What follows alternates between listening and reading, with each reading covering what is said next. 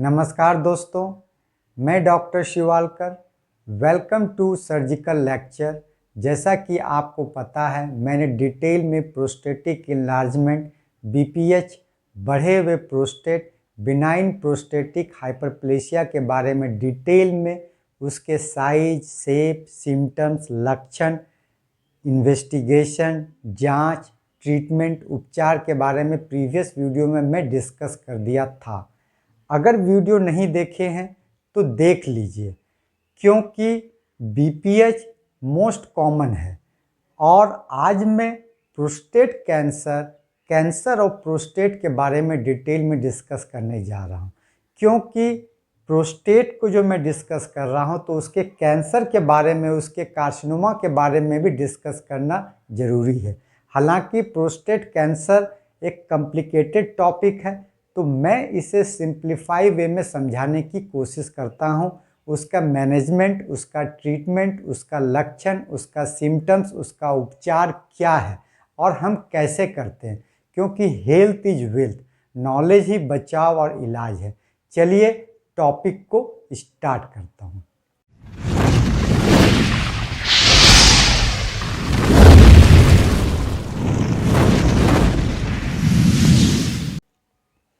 Carcinoma of prostate male person में 65 years से अगर ज़्यादा है तो उसमें मोस्ट कॉमन मैलिग्नेंट ट्यूमर है।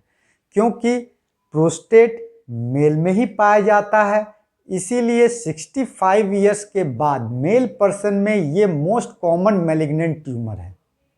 इसका इंसिडेंस मेल पर्सन में अगर 80 ईयर्स से ज़्यादा है तो उसमें 70% के आसपास इसका इंसिडेंस है। ये कॉमनली पोस्टीरियर लोब में पाया जाता है, खास करके पेरिफेरल जोन। जैसा कि आपको पता होगा, बीपीएच, बढ़ा हुआ प्रोस्टेट, ये जनरली हमारे लैटरल लोब में पाया जाता है, लेकिन कार्सिनोमा ऑफ प्रोस्टेट ये पोस्टीरियर लोब में मोस्ट कॉमनली पाया जाता है। अब बात करते हैं सिम्टम्स, इसका क्या लक्षण दिखाई देता है। कॉमनली ये एसिम्प्टोमेटिक होता है और इसका सिम्टम्स जैसा कि बीपीएच, बिनाइन प्रोस्टेटिक हाइपरप्लेसिया में मिलता है, bladder outlet obstruction, retention of urine, पेशाब पास होने में दिक्कत होना, पेशाब का जमा होना, अचानक यूरिन आना बंद हो जाना, और जब कैंसर बढ़ता है तो हिमेचूरिया, उसके बाद बैक पेन, पीछे दर्द होना, pelvic pain, arthritis, joint pain, जैसे खास करके सैक्रोइलियक जॉइंट में हमारा पेन होना। जब कैंसर फैल जाता है तो इस तरह का बोन पेन और इस तरह का features, back pain, pelvic pain, sacroiliac joint pain, ये सब लक्षण दिखाई पड़ता है। अगर हम पर रेक्टल एग्जामिनेशन करते हैं, अपने रेक्टम का एग्जामिनेशन करते हैं, तो उस केस में prostate hard, nodular, irregular, loss of median group, उसमें एग्जामिनेशन में ये फाइंडिंग दिखाई देता है। जबकि बीपीएच के केस में प्रोस्टेट सॉफ्ट से लेकर फर्म, सरफेस स्मूथ होता है, नोडुलर नहीं होता है, इरेगुलर नहीं होता है, और मीडियन ग्रुप हमें फेल्ड पता चलता है। लेकिन वही कैंसर के केस में prostate hard, nodular, irregular, loss of median group होता है। और जब कैंसर और एडवांस हो जाता है तब एनीमिया, पैनसाइटोपिनिया, जब ये बोन मेरो को अफेक्ट करता है और रीनल फेल्योर में पेशेंट जा रहा होता है, तब इस तरह का लक्षण दिखाई पड़ता है। अब बात करते हैं इन्वेस्टिगेशन, इसके जांच की। फर्स्ट, जनरल ब्लड टेस्ट, जिसमें haemoglobin percentage, peripheral smear, thrombocytopenia मिल सकता है, प्लेटलेट्स कम मिल सकता है, पैनसाइटोपिनिया मिल सकता है। सारा काउंट जो है इसमें कम मिल सकता है। जब कैंसर बोन मेरो को अफेक्ट कर रहा हो या अगर पेशेंट रीनल फेल्योर में जा रहा हो तो एनीमिया, हीमोग्लोबिन हमें कम मिल सकता है। Second, liver function test. Liver function test में अल्कलाइन फॉस्फेटेज का लेवल बढ़ा हुआ मिलता है। अगर कैंसर लीवर को इन्वॉल्व करेगा या बोन को इफेक्ट करेगा तो हमारा अल्कलाइन फॉस्फेटेज का लेवल बढ़ा हुआ मिलेगा। थर्ड है PSA प्रोस्टेटिक स्पेसिफिक एंटीजन। इसका normal value generally less than 4 नैनोमोल होता है, लेकिन अगर ये 10 से ज़्यादा है, मोर देन 10 नैनोमोल है, तो सजेस्टिव ऑफ कैंसर। अगर ये मोर देन 35 नैनोमोल है तो almost diagnostic of advance cancer. हम सोच सकते हैं कि उसको प्रोस्टेटिक कैंसर हो सकता है। नेक्स्ट इन्वेस्टिगेशन है एसिड फॉस्फेटेज। ये BPH बिनाइन प्रोस्टेटिक हाइपरप्लेसिया बढ़े हुए प्रोस्टेट में नहीं बढ़ता है, नॉर्मल रहता है, लेकिन अगर ये नॉर्मल से ज़्यादा है तो हम कैंसर के बारे में सोच सकते हैं। Next investigation radiological examination. Radiological examination में प्लेन एक्सरे KUB करते हैं, जिसमें हम देखते हैं लंबर वर्टिब्रा और पेल्विक बोन में डेंस कोर्स स्क्लेरोटिक सेकेंडरीज पाया जाता है। उसके बाद अल्ट्रासाउंड एब्डोमेन जब हम करते हैं तो इसमें हम देखते हैं ट्यूमर कितना फैला हुआ है, कहाँ कहाँ तक ये पहुँच चुका है। जैसे कि हम ब्लडर टेस्ट करते हैं, किडनी का देखते हैं कि ये कहाँ कहाँ तक पहुँच सका है। नेक्स्ट करते हैं MRI CT स्कैन। ये MRI और CT scan better for staging, cancer किस स्टेज में है ये जानने के लिए ये काफ़ी हेल्पफुल है। उसके बाद टेस्ट है बोन स्कैन। बोन स्कैन में टेक्नीशियम 99 आइसोटोप का यूज करते हैं। जब हमारा prostatic specific antigen more than 10 होता है तब ये टेस्ट करते हैं, ये जानने के लिए कि ये बोन को इफेक्ट किया है कि नहीं किया। अगर किया है तो कहाँ कहाँ तक ये फैला है। Next investigation is biopsy, tissue biopsy to confirm, ये कन्फर्म करने के लिए कि ये कैंसर का पेशेंट है कि नहीं। अगर बायोप्सी अगर हमारा पॉजिटिव है तो ये हमारा कन्फर्मेटरी टेस्ट है कि ये प्रोस्टेटिक कार्सिनोमा का केस है। तो इसमें हम 3 चीज़ देखते हैं।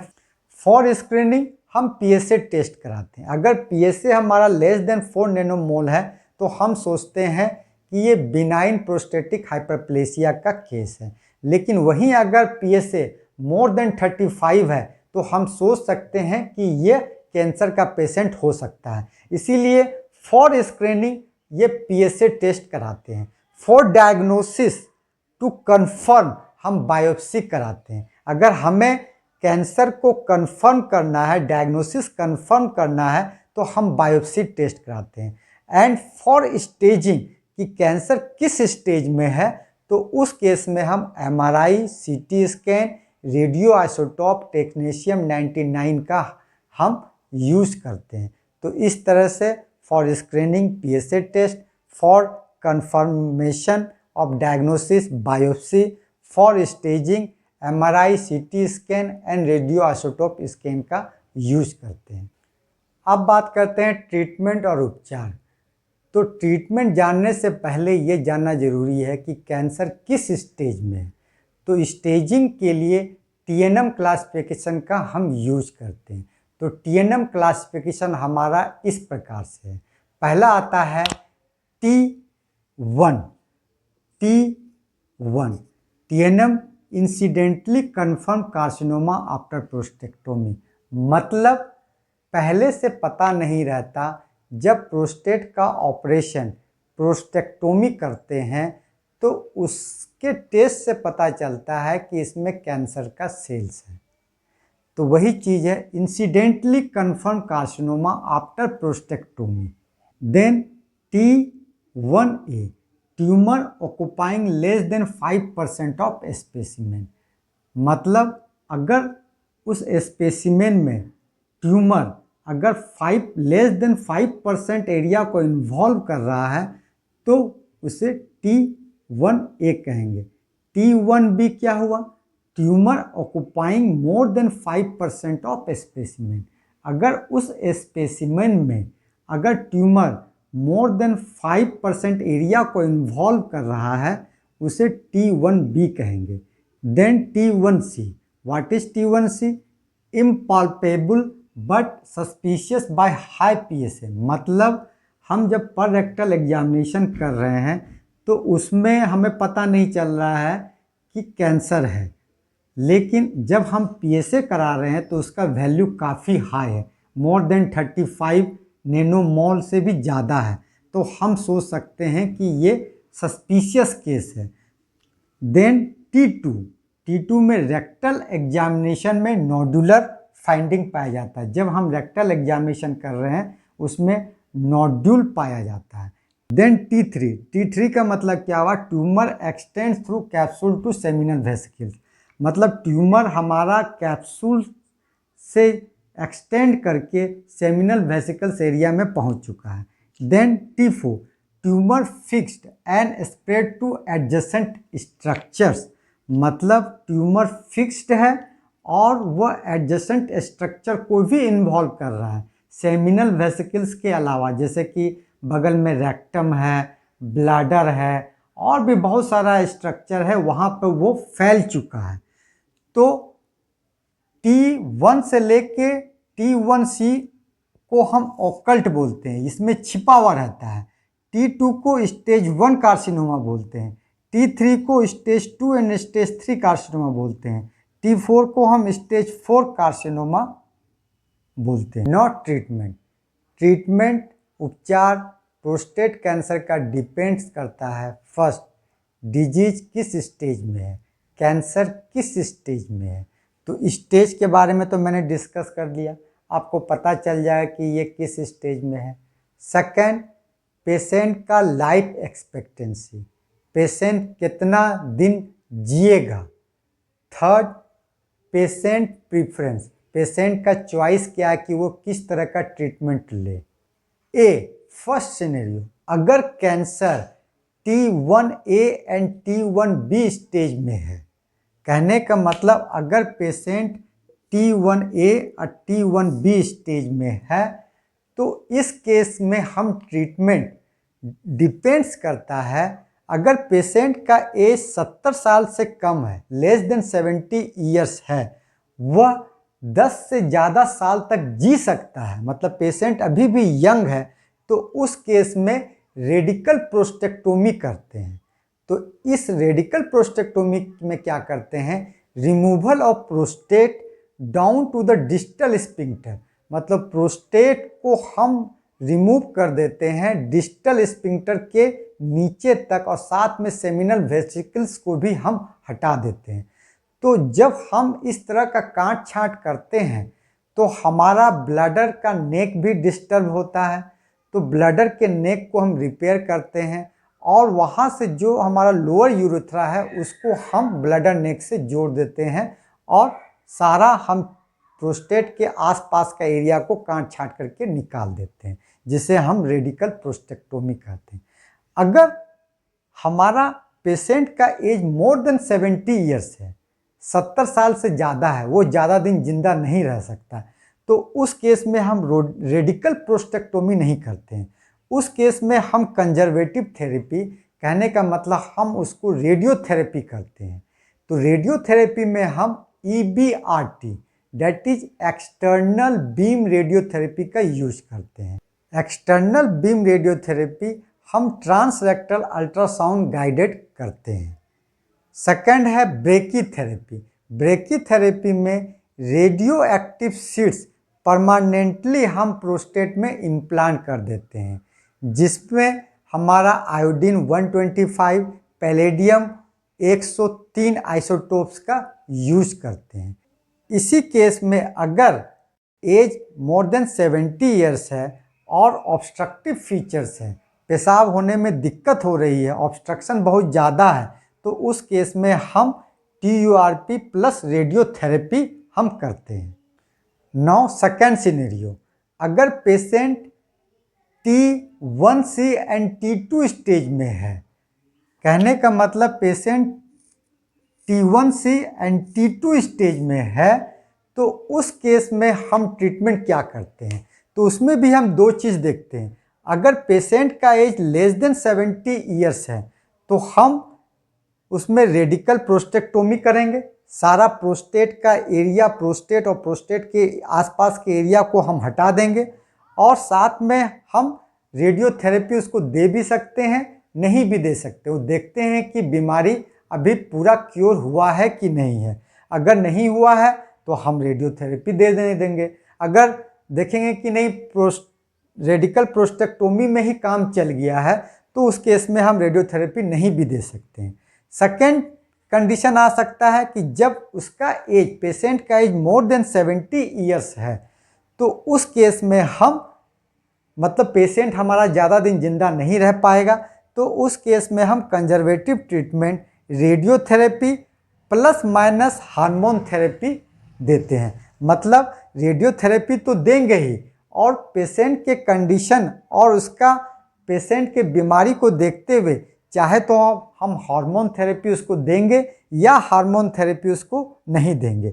अगर पेशेंट का एज मोर देन 70 ईयर्स है और अगर ऑब्स्ट्रक्टिव फीचर्स है, मतलब बहुत सारा ऑब्स्ट्रक्शन है, पेशाब होने में दिक्कत है, उस केस में TURP plus radiotherapy plus minus hormone therapy हम देते हैं।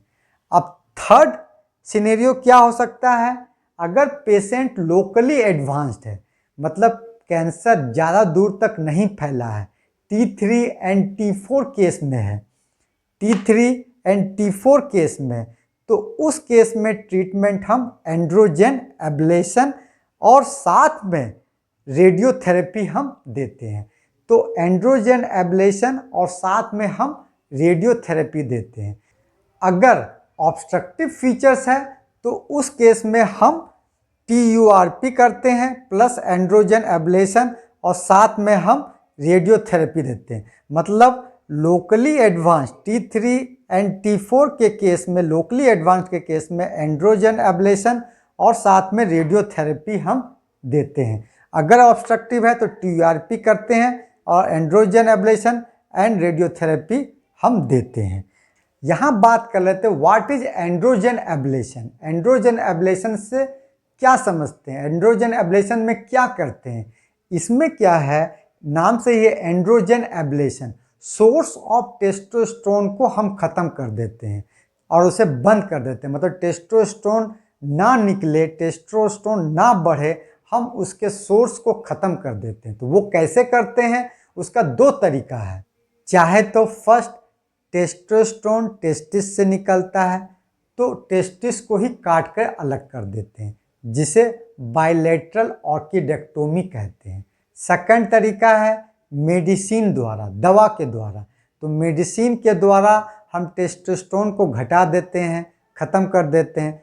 तो उसमें कौन कौन सी मेडिसिन आती है, उसमें एस्टिलबेस्ट्रॉल, LHRH एगोनिस्ट जिसमें goserelin, leuprolide, then androgen receptor blocking agent जिसमें फ्लूटामाइड, सिप्रोटेरिन एसीटेट नामक दवा आती है। अब फोर्थ सिनेरियो क्या हो सकता है, मेटास्टैटिक डिजीज।